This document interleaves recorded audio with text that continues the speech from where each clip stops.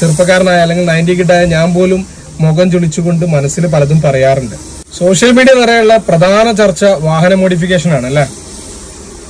കഴിഞ്ഞ പ്രതിപക്ഷ നേതാവ് പറഞ്ഞത് നിങ്ങൾ ഓർക്കുന്നുണ്ടല്ലോ, ആരോഗ്യപരമായ മോഡിഫിക്കേഷനുകൾ നമുക്ക് അനുവദിക്കാമെന്നുള്ളത്. പിന്നീട് ഇലക്ഷൻ കഴിഞ്ഞു, റിസൾട്ട് വന്നു, അദ്ദേഹം മുഖ്യമന്ത്രിയായി.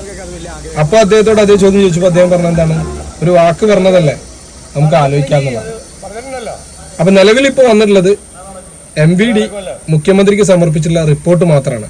അപ്പൊ ഇനി മുഖ്യമന്ത്രിയുടെ തീരുമാനം എന്താകും എന്ന് നമുക്ക് കാത്തിരിക്കാം, എന്തായാലും വെയിറ്റ് ചെയ്യാം.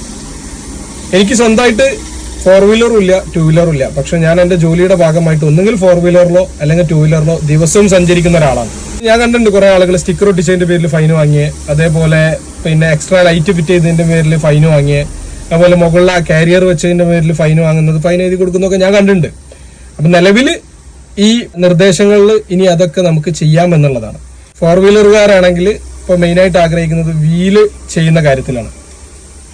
വീല് ഉയർന്ന വീലൊക്കെ ഇടാൻ പറ്റും എന്നാണ് എനിക്ക് തോന്നുന്നത്. പക്ഷെ പുറത്തേക്ക് തള്ളിക്കുന്ന വീല്, ഇപ്പൊ ഞാൻ 4 വീലർ ഓടിക്കുമ്പോൾ എന്റെ ഒരു കണക്കുണ്ട്, അതിന്റെ അപ്പുറത്തേക്ക് എന്റെ വീല് നിന്ന് കഴിഞ്ഞു കഴിഞ്ഞാൽ ഒരുപക്ഷെ അപകട സാധ്യത കൂടും. അതുകൊണ്ട് അത് ആരോഗ്യപരമായ മോഡിഫിക്കേഷൻ അല്ല.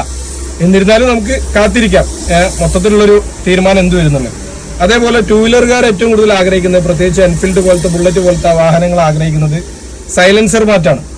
സൈലൻസർ ഇപ്പോഴും പലരും ഉപയോഗിക്കുന്നുണ്ട്, ഈ പൊട്ടിക്കുന്ന സ്റ്റൈലൊക്കെ.